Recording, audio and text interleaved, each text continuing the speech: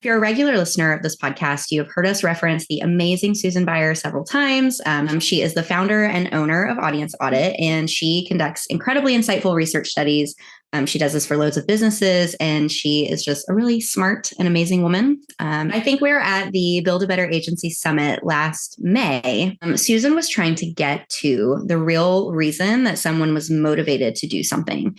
So she asked this simple question: what's your rant? And she was so brilliant in this instance because what she was doing wasn't just asking a question. She was inviting someone to take a position on a topic so she could peel back the layers and find their true passion and motivation. And she didn't want the elevator speech. She wanted the truth. She wanted the grit. And she invited someone to share their truth without worrying about whether it was refined and polished or whether it was ready to be the headline on their website. She just wanted to get to the root, the rant. So I thought this was super powerful. And I really took that kind of brilliance away from this event. And we often work through positioning or XYZ statements with our clients. So we call that their value ladder. And Eric Jensen, our amazingly brilliant chief strategy officer, and I have found that when we ask agency owners, coaches, and consultants to articulate the value that they bring, more often than not, they have a hard time. And it's important to note here, I want to caveat this because I'm not saying that they have nothing valuable to offer. But what I am saying is that most of the time they have difficulty articulating it. Or even more common, they have so many capabilities and they serve so many different audiences that they sort of have what I like to call analysis paralysis.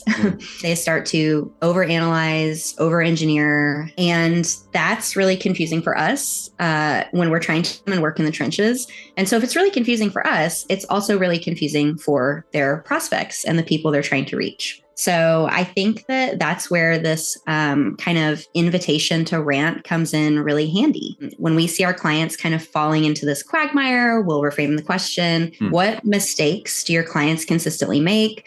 Or what frustrates you about your industry? What frustrates you about your audience?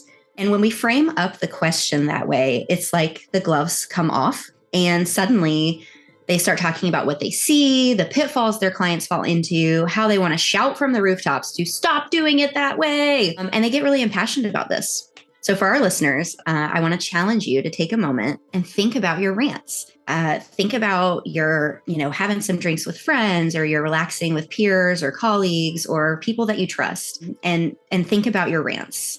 And I think a lot of our listeners probably have, stories. They may not be based around trauma or fear or some things like that. But I think that a lot of our listeners can relate to, this is what I've seen over and over again. This is what drives me crazy, really makes me upset, because they know that there's better out there. There's more, there's better. And I think that gets to the point that you're making here, is that you hate when people accept less because you know that there's better.